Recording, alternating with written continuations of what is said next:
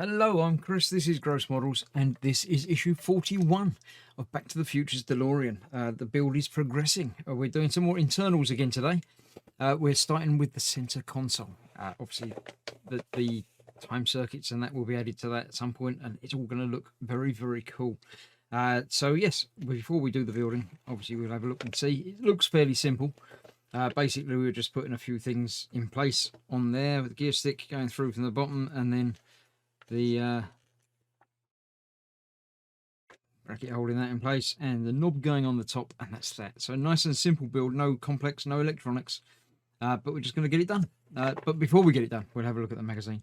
Bifferific behind the scenes. Yeah, the alternate timeline in Back to the Future 2 where he became rich and powerful and really didn't deserve it. But there we go. The Biff Tannen Museum, the luckiest man on earth. Yeah, because he cheated. That's why. Here we go. Next time, yes, the time controls. I knew they were coming up. So we've got the panel with the dates on it, the keypad, and everything else is again being fitted to the center console. So before we can fit that, we need to make the center console itself. So I'll clear the bench, we'll get the parts ready, and we'll see what it is we've got to build today.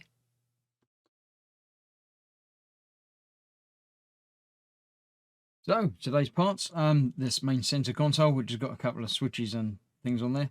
The panel for, I can't quite read that. It's printed very nicely, but it's just my old eyes are not working as well as they used to.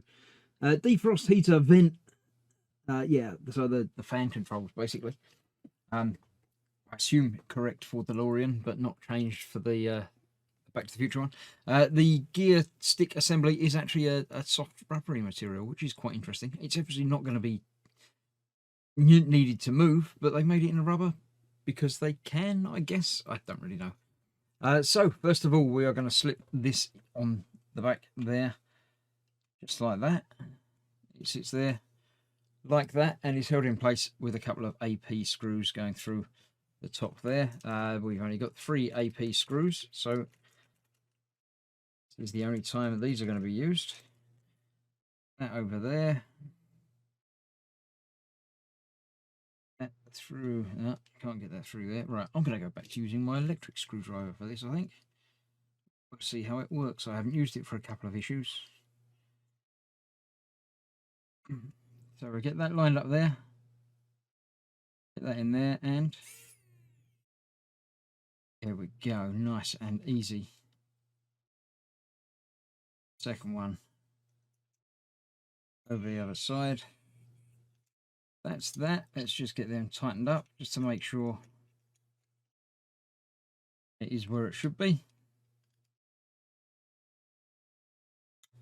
And that is how we're starting. We've done that. Next up, this piece is slotting over the top there. Get it the right way round.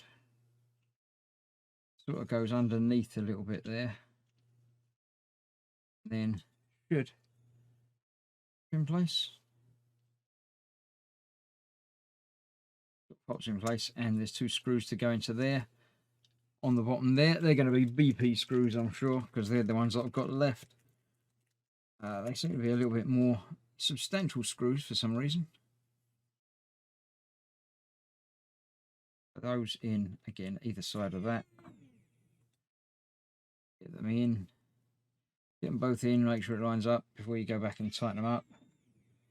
Obviously with this, again, you don't want to tighten them too much because it might start to distort the plastic on the other side.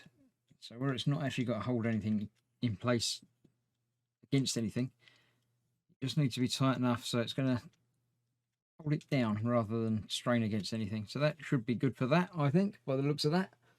I'm fairly happy with that. This will fit from the other side like that. A couple of pins, holes to locate that on there. Then the gear stick comes into play. Let's get that out of there.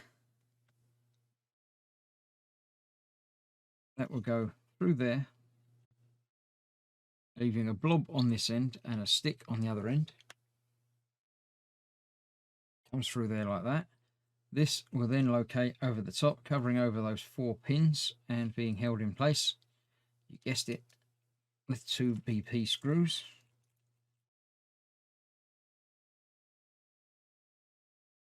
Come on, BP screw.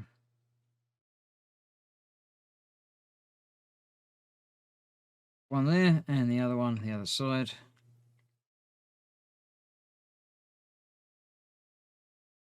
Like that. Now, I do like doing the electrics, but it's nice to go back to a pure building episode every so often. That is that. So you've got some movement there if you need it, but you don't need it. I don't know why. I assume it's just to keep it looking nice. And finally, the finishing touch, the top of the gear shift goes in place.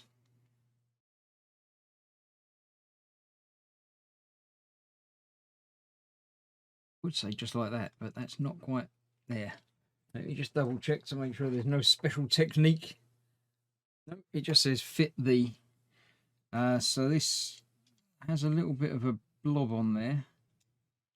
Just check to make sure it's not a rotational thing. Doesn't seem to matter where around it goes. It's just got to push on a little bit like that. So you've got the gear stick, which moves a little bit. It does. So that is that. Finished once again. Get that out the way. Center console is starting to take shape. We'll be using a little bit more of that next time when we're going to be adding the time circuits. So stick around for that, or come back in a couple of days for that, and I shall see you then. Thanks for watching. Stay safe. Bye bye for now.